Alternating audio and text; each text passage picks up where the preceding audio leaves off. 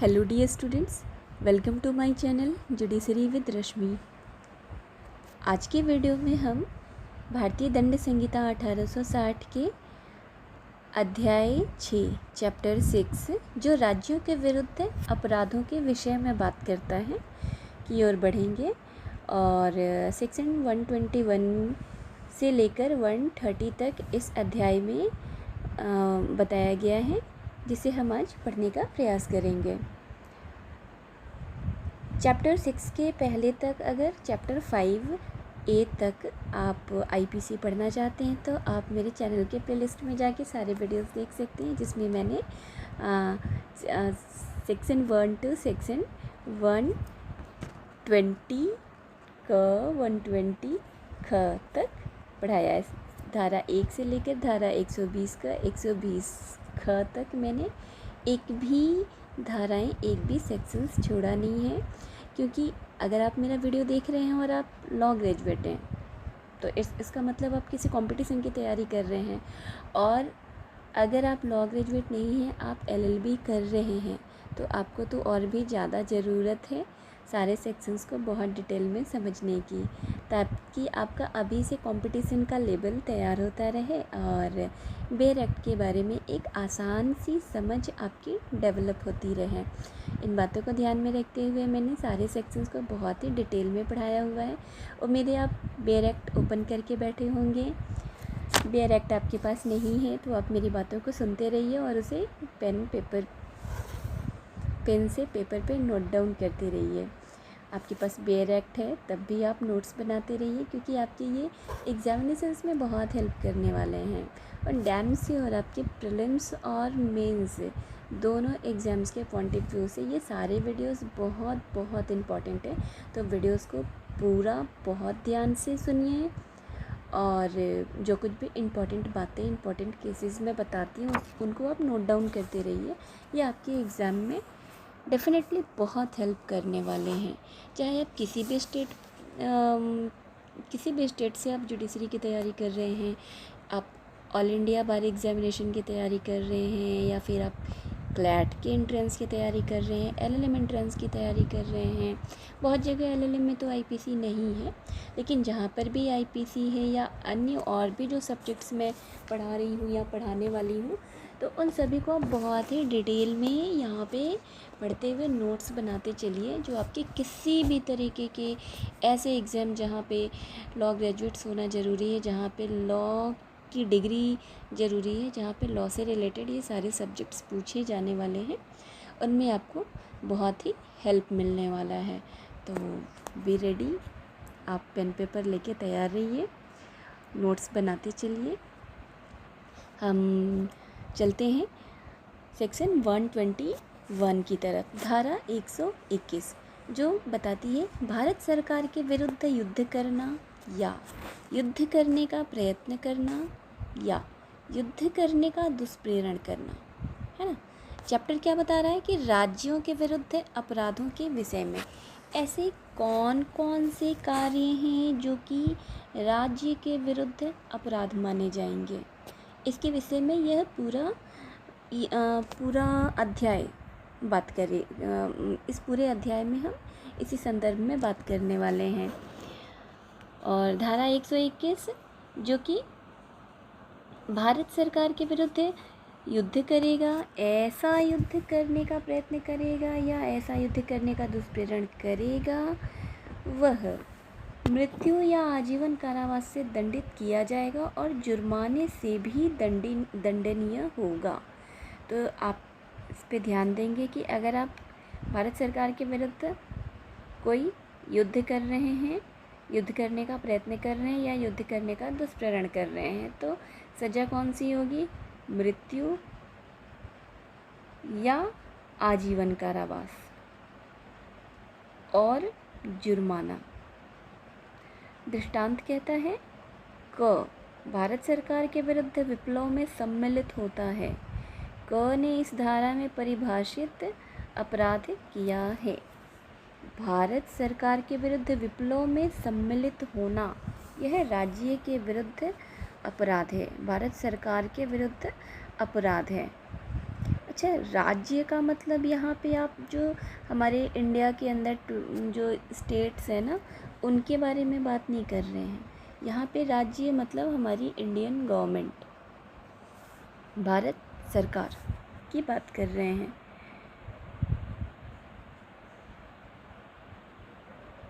तो दृष्टांत ने बता दिया, दृष्टांत से आपको धारा क्लियर हो गई 121 की भारत सरकार के विरुद्ध विप्लव में यदि आप सम्मिलित होते हैं तो आपने कौन सा अपराध किया है, भारत सरकार के विरुद्ध अपराध किया है।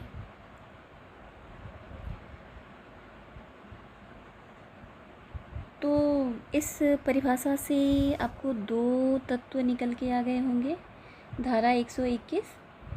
पहली बात यह बता रही है कि अभियुक्त ने युद्ध किया या युद्ध करने का प्रयत्न किया या युद्ध करने का दुष्प्रेरण किया। इसके लिए क्या जरूरी, धारा 121 के अनुसार जरूरी है कि युद्ध किया या युद्ध करने का प्रयत्न किया या युद्ध करने का दुष्प्रेरण किया। तो ये तीनों अवस्था में आप अपराधी होंगे। और जो दूसरी कंडीशन है कि ऐसा युद्ध भारत सरकार के विरुद्ध होना चाहिए। इससे संबंधित एक महत्वपूर्ण वाद है मीर हसन खान बनाम राज्य, 1951 का वाद है ये, आप इसे नोट डाउन कर लेंगे, बहुत ही इम्पोर्टेंट केस है। मीर हसन खान बनाम राज्य 1951। पटना के वाद में सरकारी फौजों को प्रतिरोध देते समय उनका आशय था कि उन्हें आश्चर्य में डालकर पराजित कर दिया जाए। तत्पश्चात सभी सरकारी प्रतिरोधी को कुचल कर या तो उसके नेता शासन के बागडोर अपने हाथ में ले लें या शासन उनके मांगों के सम्मुख झुक जाए। मीर हसन खान बनाम राज्य का जो वाद था उसमें सरकारी फौजों को प्रतिरोध देते समय उनका आशय था कि उन्हें आश्चर्य में डालकर पराजित कर दिया जाए। तत्पश्चात सभी सरकारी प्रतिरोधी को कुचलकर या तो उसके नेता शासन के बागडोर अपने हाथ में ले लें या शासन उनके मांगों के सम्मुख झुक जाए। यह बहुत ही इम्पोर्टेंट केस है धारा 121 से संबंधित। और एक अन्य केस भी है धारा 121 के लिए, गणेश डी सावरकर। इस वाद में अभियुक्त ने कविताओं की एक किताब प्रकाशित किया जिसमें सरकार एवं श्वेत शासकों के विरुद्ध प्रत्येक कविता में रक्त पिपासा एवं घातक उत्कंठाओं को प्रेरित किया गया था। हथियार धारण करने के लिए असंदिग्ध भाषा में विचार प्रतिपादित किया गया था तथा गुप्त संस्थाओं के निर्माण और विदेशी शासन को जड़ से समाप्त करने के लिए गुरिल्ला युद्ध पद्धति को अपनाने के लिए सुझाव दिया गया था। यह निर्णय दिया गया कि कविताएं पाठकों को युद्ध करने के लिए उकसाने हेतु सक्षम थी और अभियुक्त युद्ध के दुष्प्रेरण का दोषी बना। युद्ध करने के दुष्प्रेरण का दोषी अभियुक्त को ठहराया गया।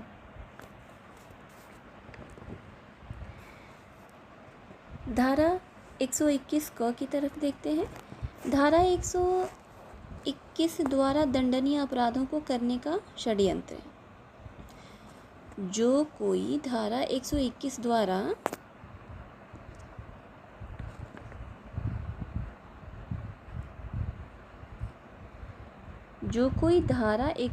द्वारा दंडनीय अपराधों में से किसी अपराध करने के लिए भारत के भीतर या बाहर षड्यंत्र करेगा या केंद्रीय सरकार को या किसी सरकार की राज्य को आपराधिक बल द्वारा या आपराधिक बल के प्रदर्शन द्वारा आतंकित करने का षड्यंत्र करेगा, वह आजीवन कारावास से या दोनों में से किसी भांति के कारावास से जिसकी अवधि 10 वर्ष तक की हो सकेगी दंडित किया जाएगा और जुर्माने से भी दंडनीय होगा। स्पष्टीकरण। इस धारा के अधीन षड्यंत्र गठित होने के लिए यह आवश्यक नहीं है कि उसके अनुसरण में कोई कार्य या अवैध लोप घटित हुआ हो। जब आप सेक्शंस पढ़ते हैं ना तो स्पष्टीकरण को बहुत ही ध्यान से पढ़ते और समझते हुए चलिए, और दृष्टांत को तो बिल्कुल याद ही कर लीजिए। जैसे धारा 121 का जो दृष्टांत है, क भारत सरकार के विरुद्ध विप्लव में सम्मिलित होता है, क ने इस धारा में परिभाषित अपराध किया है, पूछ देगा कि यह किस धारा से संबंधित है। ऐसे दृष्टांत से रिलेटेड क्वेश्चन तो एकदम डायरेक्ट ही पूछते हैं कि यह किस सेक्शन से रिलेटेड है। तो ये आपको बहुत ध्यान से समझते हुए चलना है। धारा 121 और 121 का समझ गए होंगे आप। धारा 121 जो है वो यह बताती है कि भारत सरकार के विरुद्ध युद्ध करना, युद्ध करने का प्रयत्न करना या युद्ध करने का दुष्प्रेरण करना, यह क्या है? अपराध है। और धारा 121 को यह बता रही है कि धारा 121 द्वारा जो दंडनीय अपराध हैं, ठीक है, उनको करने का षड्यंत्र, ठीक, तो उसके लिए क्या सज़ा होगी। सज़ा की भी बात करता है, जिसमें 10 वर्ष तक की सज़ा हो सकेगी। और साथ ही इसमें है कि 10 वर्ष की सज़ा हो सकेगी और जुर्माने से भी दंडनीय किया जा सकेगा। धारा 122 की तरफ बढ़ते हैं। धारा 122 बताती है, भारत सरकार के विरुद्ध युद्ध करने के आशय से आयुध आदि संग्रह करना। आयुध क्या है? युद्ध सामग्रियाँ, गोला बारूद। तो जो कोई भारत सरकार के विरुद्ध या तो युद्ध करने या युद्ध करने की तैयारी करने के आशय से पुरुष आयुध या गोला बारूद संग्रह करेगा या अन्यथा युद्ध करने की तैयारी करेगा, वह आजीवन कारावास से या दोनों में से किसी भांति के कारावास से जिसकी अवधि 10 वर्ष से अधिक की नहीं होगी। अधिकतम कितनी सजा दी जाएगी? 10 वर्ष तक की, ठीक है, दंडित किया जाएगा और जुर्माने से भी दंडनीय होगा। धारा 123 बताती है, युद्ध करने की परिकल्पना को सुकर बनाने के आशय से छिपाना। सुकर क्या? आसान बनाना। तो जो कोई भारत सरकार के विरुद्ध युद्ध करने की परिकल्पना के अस्तित्व को किसी कार्य द्वारा या किसी अवैध लोप द्वारा, अवैध लोप क्या हो गया कि जो कार्य करना जरूरी था और उसने उस कार्य को नहीं किया। जैसे कि कोई सैनिक है, बॉर्डर पे अगर उसे ऑर्डर मिलता है, सामने आतंकवादी है, तो उसे वहाँ गोली चलानी है, लेकिन वह नहीं चलाता है, तो यह अवैध लोप माना जाएगा कि कार्य करना जरूरी था और कार्य नहीं किया गया। तो इस आशय से कि इस प्रकार छिपाने के द्वारा ऐसे युद्ध करने को सुकर बनाए, या यह संभाव्य जानते हुए कि इस प्रकार छिपाने के द्वारा ऐसे युद्ध करने को सुकर बनाएगा, छिपाएगा, वह दोनों में से किसी भांति के कारावास से जिसकी अवधि 10 वर्ष तक की हो सकेगी, दंडित किया जाएगा और जुर्माने से भी दंडनीय होगा। धारा 124 के अनुसार किसी विधिपूर्ण शक्ति का प्रयोग करने के लिए विवश करने या उसका प्रयोग अवरोधित करने के आशय से राष्ट्रपति, राज्यपाल आदि पर हमला करना। जो कोई भारत के राष्ट्रपति या किसी राज्य के राज्यपाल को ऐसे राष्ट्रपति या राज्यपाल की विधिपूर्ण शक्तियों में से किसी शक्ति का किसी प्रकार प्रयोग करने के लिए या प्रयोग करने से विरत रहने के लिए उत्प्रेरित करने या विवश करने के आशय से ऐसे राष्ट्रपति या राज्यपाल पर हमला करेगा या उसका सदोष अवरोध करेगा या सदोष अवरोध करने का प्रयत्न करेगा या उसे आपराधिक बल द्वारा या आपराधिक बल के प्रदर्शन द्वारा आतंकित करेगा या ऐसे आतंकित करने का प्रयत्न करेगा, है ना। आपराधिक बल द्वारा प्रदर्शन करके आतंकित करेगा या आतंकित करने का प्रयत्न करेगा, वह दोनों में से किसी भांति के कारावास से जिसकी अवधि 7 वर्ष तक की हो सकेगी, दंडित किया जाएगा। तो यहाँ पे आपने देखा कि सेक्शन 124 के में किए गए अपराध के लिए 7 वर्ष तक की सज़ा होगी और 123, 122, 121 यह 10 वर्ष तक की सज़ा की बात करता है। 121 क में 10 वर्ष तक की सज़ा की बात है और जो धारा 121 है यह मृत्यु या आजीवन कारावास, इसमें 10 वर्ष की बात नहीं है, मृत्यु या आजीवन कारावास और जुर्माने से दंडनीय होने की बात करता है धारा 121। और 121 का 122 और 123 जो है वो 10 वर्ष तक की सज़ा की बात करता है और धारा 124 के द्वारा के अनुसार अगर कोई अपराध है तो उसमें 7 वर्ष तक की सज़ा और जुर्माने दोनों से दंडित होने की बात करता है। अब हम देखते हैं धारा 124 का राज्यद्रोह। बहुत बहुत बहुत इम्पॉर्टेंट सेक्शन है ये, प्री मेंस दोनों के लिए। धारा 124 का यह राजद्रोह की परिभाषा करती है। इस धारा में जो बात कही गई है पहले उन्हें देखते हैं हम बियर एक्ट के हिसाब से। जो कोई बोले गए या लिखे गए शब्दों द्वारा या संकेतों द्वारा, बोल करके या लिखे गए शब्दों या संकेतों द्वारा या दृश्य रूपण द्वारा या अन्यथा भारत में विधि द्वारा स्थापित सरकार के प्रति, भारत में विधि द्वारा स्थापित सरकार, इसके प्रति ध्यान देना है कि कैसी सरकार होनी चाहिए, विधि द्वारा स्थापित सरकार के प्रति घृणा या अवमान पैदा करेगा या पैदा करने का प्रयत्न करेगा या अप्रीति प्रदीप्त करेगा या प्रदीप्त करने का प्रयत्न करेगा, वह आजीवन कारावास से जिसमें जुर्माना जोड़ा जा सकेगा या 3 वर्ष तक के कारावास से जिसमें जुर्माना जोड़ा जा सकेगा या जुर्माने से दंडित किया जाएगा। यहाँ पे अप्रीत शब्द जो है उसे स्पष्ट किया गया है स्पष्टीकरण 1 के तहत। अप्रीति पद के अंतर्गत अभक्ति और शत्रुता की समस्त भावनाएं आती हैं। अभक्ति और शत्रुता की जितनी संभावनाएं हो सकती हैं वो सब अप्रीति के अंतर्गत आ जाएंगी। और स्पष्टीकरण 2 जो है वह घृणा, अवमान या अप्रीति को प्रदीप्त किए बिना या प्रदीप्त करने का प्रयत्न किए बिना सरकार के कामों के प्रति विधिपूर्ण साधनों द्वारा उनको परिवर्तित कराने की दृष्टि से अनुमोदन प्रकट करने वाली टीका टिप्पणियाँ इस धारा के अधीन अपराध नहीं है। यदि सरकार पे आप सरकार के किसी ऐसा कोई भी काम है जिसे आप विधिपूर्ण साधनों के द्वारा उसको परिवर्तित कराने की दृष्टि से अनुमोदन प्रकट करते हैं या टीका टिप्पणी करते हैं तो ऐसा कार्य अपराध नहीं माना जाएगा। ऐसा कार्य आप मतलब सरकार पे टीका टिप्पणी करना, अनुमोदन ऐसी बातों के लिए करना कि जो कि सरकार के कामों को परिवर्तित कराने से संबंधित हो, तो ऐसे कार्य को राज्यद्रोह नहीं माना जाएगा। तो राज्यद्रोह स्पष्ट हो गया आपको।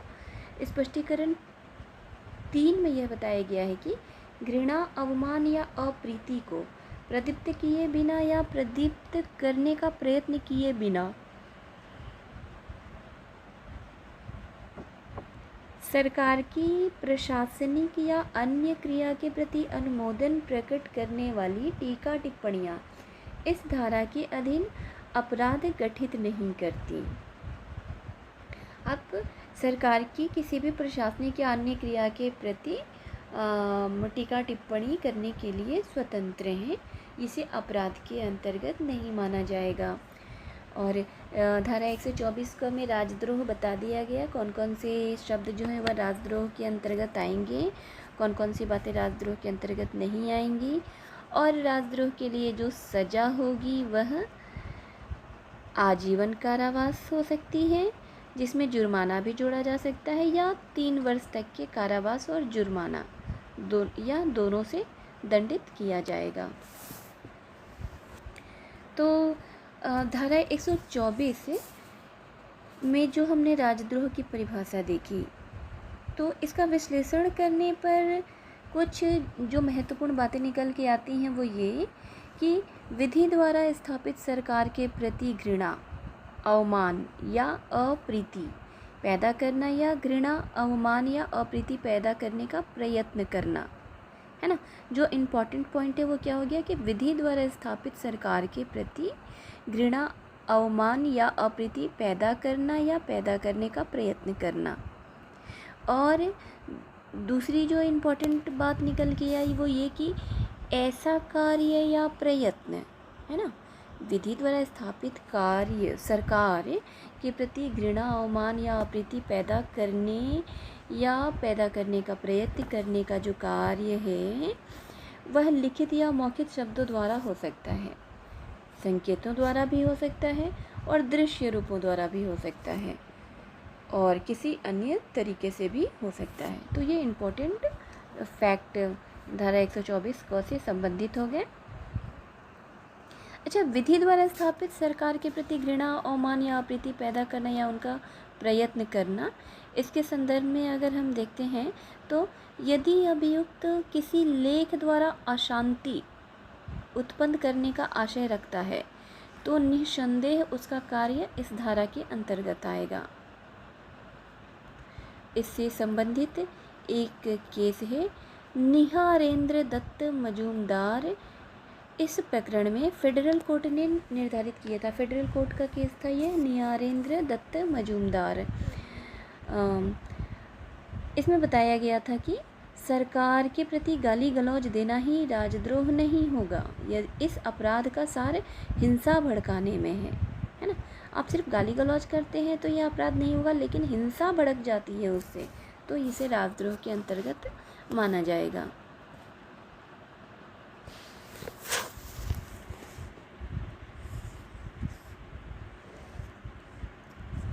एक महत्वपूर्ण केस है धारा 124 क से संबंधित क्वीन बनाम योगेंद्र चंद्र बोस। क्वीन बनाम योगेंद्र चंद्र बोस। इस वाद में पेथेराम सीजे ने अप्रीति शब्द की व्याख्या की थी और बताया कि अप्रीति का अर्थ होगा प्रीति के विरुद्ध चेतना। दूसरे शब्दों में इसे अरुचि या घृणा कह सकते हैं। अप्रीति क्या है? प्रीति के विरुद्ध चेतना, जिसे घृणा या अरुचि के रूप में हम स्वीकार कर सकते हैं।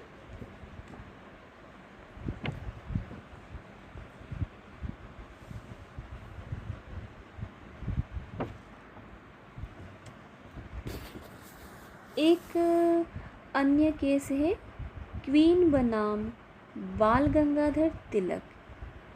इस वाद में स्ट्रेची जज ने कहा था कि प्रत्येक व्यक्ति को चाहिए कि वह अन्य लोगों में सरकार के प्रति न तो शत्रुता उत्पन्न करे, न ही शत्रुता उत्पन्न करने का प्रयास करे। अप्रीति की मात्रा एवं तीव्रता दंड के प्रश्न को छोड़कर बिल्कुल ही महत्वहीन है और इन निर्णयों की पुष्टि इलाहाबाद उच्च न्यायालय ने क्वीन बनाम अंबिका प्रसाद के वाद में की थी। और नए संविधान के लागू होने के पश्चात इस धारा की वैधता पर उच्चतम न्यायालय ने रमेश थापर एवं ब्रिजभूषण AIR 1950 के वाद में विचार किया था। और ये जो दो मामलों में दिए गए निर्णय थे, इसके फलस्वरूप संविधान प्रथम संशोधन अधिनियम 1951 पारित किया गया और इसके पश्चात केदारनाथ सिंह के मामले में इस धारा की वैधता पर पुनः शंका व्यक्त की गई और इसका आधार यह था कि इस धारा के उपबंध भाषण एवं अभिव्यक्ति की स्वतंत्रता का उल्लंघन करते हैं, किंतु इस तर्क को उच्चतम न्यायालय ने स्वीकार नहीं किया और इस धारा को वैध घोषित किया। तो धारा 124 का जो कि बहुत ही इम्पोर्टेंट है, इसको आपने बहुत ही अच्छे से समझ लिया और उम्मीद है आपने इसका बहुत अच्छी तरीके से नोट्स भी बना लिया होगा।